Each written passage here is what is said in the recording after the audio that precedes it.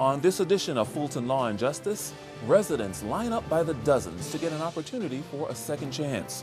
Fulton's solicitor takes us to his first Restorative Justice Freedom Summit. And there are two new chief judges on the bench for Superior Court and Juvenile Court. We'll hear from them both. I'm Douglas Bell, and Fulton Law and Justice starts right after the break. Stay with us.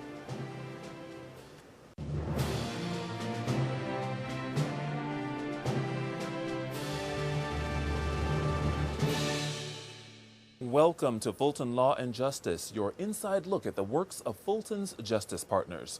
I'm Douglas Bell. We begin with good news for a number of Fulton County residents who were once on the wrong side of the law. People who had been arrested for misdemeanors but had not been convicted have been given a fresh start thanks to the Restorative Justice Freedom Summit.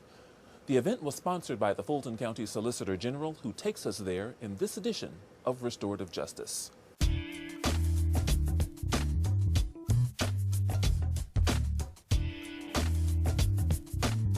Hello, I'm Keith Gammage, your Fulton County Solicitor General, here at the Labor and Government Freedom Summit, where we're expunging records, helping folks to have the opportunity to register to vote, to find new job and success opportunities. Part of our ongoing efforts with restorative justice involve continuing the work of cleaning old misdemeanor criminal records in Fulton County. You're welcome to log on to fultonrestorativejustice.org and apply for your own record restriction to have the opportunity for new jobs and a second chance at success. Please hear now from Kenya Johnson with more. Today you all are being patient and waiting in line to get a second chance at success. In long lines outside the IBEW building in Southwest Atlanta, residents patiently waited to get the help many had hoped to receive for years. Like Miss Connie Copeland, who had a prior arrest but never a conviction. I came out with the expectation of coming to this restorative program to have my record expunged of some incidents that happened in my past in my life. This was the Restorative Justice Freedom Summit, complete with prosecutors, public defenders, judges, and jobs. The public defenders that are here are helping the citizens that come in fill out their applications. From there, that information is being taken over to the Solicitor General's office, where the records are being checked. So our GCIC, NCIC records are being checked to ensure that the individuals are actually eligible for restriction. Once they find that the cases are eligible for restriction, they've been dead docket, they've been otherwise not prosecuted, then they bring the orders to us. We confirm that the orders are exactly what they say they are, and then we're happy to sign them. You all better not leave here without registering to vote.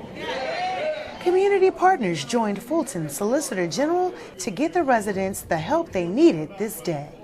Women of Delta Sigma Theta sorority are doing what we're doing this morning, and that is to help our brothers and sisters and the citizens of this community. It's important to us because there's so many people who cannot gainfully get employment, and we represent people and want to make sure that people are gainfully employed. The Fulton solicitor had worked with other county departments in 2017 on a records restriction program, but this was the first one that included labor professionals and civic partners. The Georgia Justice Project is one of them. 4.2 million people in Georgia have a criminal record. 4.2 out of 10 million people. So when anyone, much less the government, the solicitor, what's happening here today, comes out and says, you want to help people with that issue, you're going to see an outpouring of folks come out. And this is the law in Georgia, that if you've been arrested and not convicted, you can go through that process to have your record restricted from the state record and have it sealed by a judge. And that way background check companies and housing folk and employment folk will not see it. It's a second chance program. It's a second chance that people can get their backgrounds cleared up of incidents that are on there that occurred that they haven't been able to clear up, and those that are on there that can be cleared up. This is the day to do it. And the day that many here will never forget. Reporting for Restorative Justice, I'm Kenya Johnson. Thank you, Kenya. As you can see, we're helping the citizens of Fulton County. To learn more about our programs and resources, we invite you to visit our website, Facebook, and Instagram pages, to sign up and also to receive the Gammage Report to hear our latest news and events from our office. You can also reach us for questions at 404-612-4800. Thank you for joining us for this edition of Restorative Justice.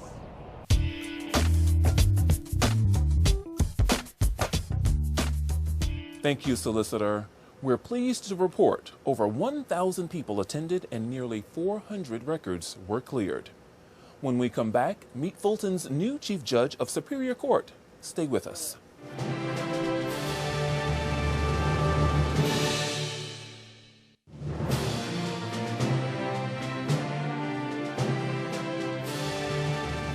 Welcome back. There's a new Chief Judge of the Superior Court of Fulton County and the Atlanta Judicial Circuit. The Chief Judge is the highest judicial administrative officer in Fulton County and is essential to the successful operations of the Atlanta Judicial Circuit. The Honorable Robert McBurney is the new Chief Judge. Sir, welcome to Fulton Law and Justice. Hi, Douglas. Thanks for having me. First things first, explain to everyone a little more about the role of the Chief Judge. Well, I've come to learn the Chief Judge does a little bit of everything.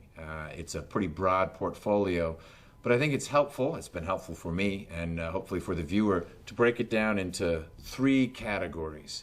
One, the Chief Judge is a planner. I have a slightly smaller caseload than my colleagues, which gives me an opportunity to think about where the courts have been, where they might go, and help generate a vision for the bench that I can share with my colleagues, and if the bench approves it, then I can help implement that vision. So that's role 1. Role 2 is a communicator. On behalf of my colleagues, both the Superior Court bench and the other benches, if so designated, I'll be communicating what the judges are thinking or feeling, what they're concerned about, where they'd like to see change or progress. I'd be the one going to the meetings with the county commissioners, the county manager, the sheriff, and whatnot, as the representative of Superior Court, or in the appropriate instance, the courts of the Atlanta Judicial Circuit. And finally, the Chief Judge is definitely a firefighter. When something comes up that needs to be addressed, that comes to the Chief Judge. You have an angry lawyer or litigant who's fussing about a judge, that comes to the Chief Judge. You have a judge who's angry or fussing about something that happened or didn't happen, that comes to the Chief Judge. And he or she tries to put that fire out. What's on the agenda for the court in 2018? As I see it, I wonder what's not on the agenda. We are tackling a number of very important issues for our bench as well as our justice partners. One of them is the pay and classification project we've engaged on as we work to figure out how best to compensate our employees in Superior Court, State Court, Juvenile Court, Magistrate Court, etc. We're also working on a case management project, working with some good consultants to see if we can become even more efficient as we try to process one of the busier caseloads in the country. We're working on some technological initiatives that are bringing in the latest in technology to help our judges and our litigants and our citizens work more efficiently and effectively together. And there are a host of other things that I know of, and I'm sure there'll be many more that end up arising as I fulfill these various roles. And let's not forget Accountability Court. How important is that court program? Accountability courts are the bedrock of this state's leadership, and Georgia really is in the vanguard of diverting people out of this endless cycle of arrest, conviction, hit the streets, arrest, conviction, back to the streets, with no focus on what's causing the criminal conduct. And in many, many situations, it's an addiction, it's a mental health issue, or both. And accountability courts are designed to address that, the root causes, and reduce recidivism. It saves money and it rebuilds lives. My hope is, going forward, 2 things can happen. 1, we can begin to coordinate better with our counterparts on the state court. They have a DUI court, and we have the treatment diversion court that historically has been magistrate and state court. I think is more magistrate focused right now. But if we can try to bring those and align those, that's number 1. Number 2, I trust and hope that the county commission will support this. This is a set of courts that achieve some important goals that I know the county cares about. 1, it reduces the jail population by keeping people out. And 2, it focuses on both the mental health and addiction initiatives that I know the commission is serious about. So I look forward to partnering with them. They can make it a budget priority. We can make it an implementation priority. Fulton is one of the busiest trial courts in the state. How is the court managing the caseload? Well, as best it can, of course. As I mentioned in response to one of the other questions, we're in the midst of an exciting project with consultants from the Justice Management Institute who are helping us put together a case management plan that really draws on the strengths of the various judges who are already doing well with case management. But it's meant to be a blueprint for us to more efficiently move the cases, civil and criminal, forward towards resolution. We also rely on magistrates that are shared with us by the chief magistrate. We have some senior judges who can come in when there's a pinch. We have judicial officers that help the family division. It's a group effort. We have by far the largest docket in the state, and is a complicated docket. We get issues from state agencies and whatnot. We're doing our best to stay ahead of it, and I feel like we're doing so. Final thoughts, Judge? We're in an exciting place right now. We've benefited from 4 years of excellent leadership from my predecessor, Gail Tucson. We've got an energetic bench on Superior Court, an energetic bench State Court, great justice partners all around, a county commission that seems ready to work with us on moving forward, a county manager who is recentering us on customer service. It's a great opportunity. It's an honor and a privilege to represent this bench and the other justice partners as we forge ahead in making Fulton County first in service on all fronts. The Honorable Robert McBurney, Fulton's new Chief Judge of Superior Court.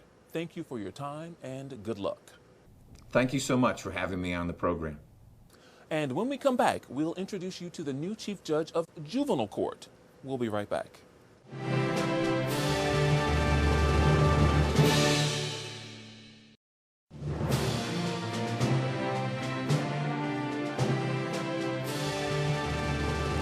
Not only does Fulton have a new Chief Judge of Superior Court in 2018, it also has a new Chief Judge of Juvenile Court, the Honorable Juliet Scales. Welcome to Fulton Law and Justice. Well, thanks for having me.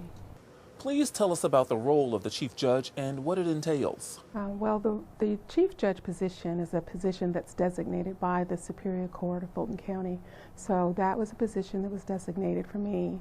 And as Chief Judge, my responsibilities will include representing the court, being the judicial leader for the judges that are here. We have 7 judges on our bench. So I will be the judicial leader for the bench. And then also I will be functioning as the leader of the court. I will have, of course, assisting me a court administrator who's responsible for overseeing the fiscal management and personnel management and all of the court services and programs. But I will be the leader of the court to ensure that those programs and services that are provided through our court also meet the mandates, state mandates, county mandates, federal regulations are all required to be met, and it would be my responsibility to ensure that that occurs. I understand that you have served on the juvenile court for over 15 years. Please share with us some of your background. I began my career with the Public Interest Law Clinic in Washington, D.C., where I was a staff attorney for the Public Defender's Office and also for the Veterans Board of Appeals. The work I did there really led me to want to do more public service. I began my work after graduation with the State Attorney's Office in Florida. I then had an opportunity to work with the District Attorney's Office here in Fulton County. I worked in the juvenile court while with the District Court, and I also worked in the Appellate Court Division. From there, I began to work with the Division of Family and Children's Services, and after that I was chosen to be an associate judge. In 2002, I was appointed as an associate judge, and I've served as an associate judge until 2013 when I was appointed to be a presiding judge. And I've since served as a presiding judge until recently receiving this appointment. In addition to the presiding judge duties, I'm now serving as the Chief Judge of Fulton County Juvenile Court. What attracted you to working with children and families within the court system? Well, I've had a chance to work with children just in my day-to-day life, I guess. I've done some work within the school systems and things like that, but I really believe that children, of course, are our future, and we really need to work to make sure that our future, that our children have all of what they need to be successful what I have done through my work has allowed me to experience opportunities to help families and children improve their lives and in turn impact the lives of others and the lives of the community as a whole. How would you describe the role of juvenile court in the Fulton County community? Well, we have a very active role to play in Fulton County. This court functions in essence as a resource for children and family, both before they become involved with the system in hopes of preventing any involvement, and then even after involvement to ensure that their risk and needs are assessed, that we identify the appropriate services or programs for them. Children that are involved in the Division of Family and Children Services, we are to ensure that they're placed in appropriate placements and that those resources and services that are needed for parents to be reunited with them are provided through the Division of Family and Children Services. So we're an active part of the community. We do want to ensure that the community has opportunity to have engagement with the court, and there are stakeholders within our community and resources that are within our community that we hope that families that have even come to the court for assistance are able to be connected to by the services that we have for them here. This court is one that has the mission of protecting children, rehabilitating children, restoring families, and ensuring that those that are involved in that process have an opportunity to be educated about the process and also an opportunity to improve their lives through that process. And finally, what is the juvenile court's philosophy and vision for providing service in Fulton County for those who the court encounters?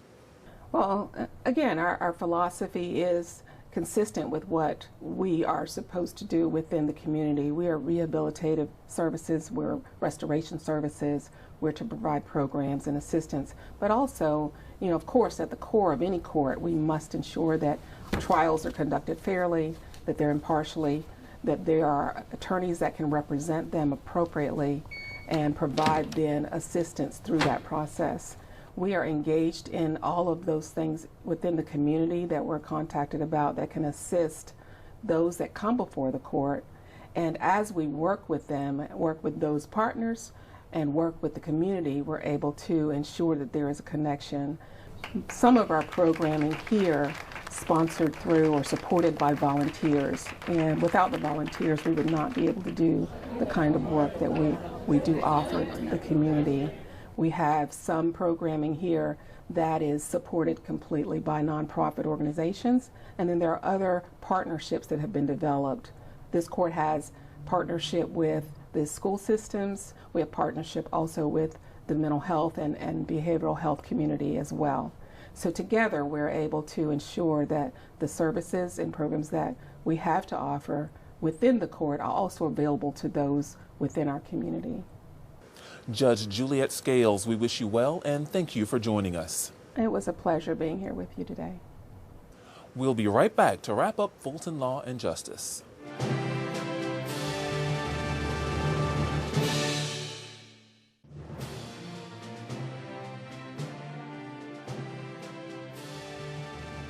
And finally, for those of you who have to handle business in the courthouse, Fulton commissioners approved a fee increase for a service provided by state and magistrate court.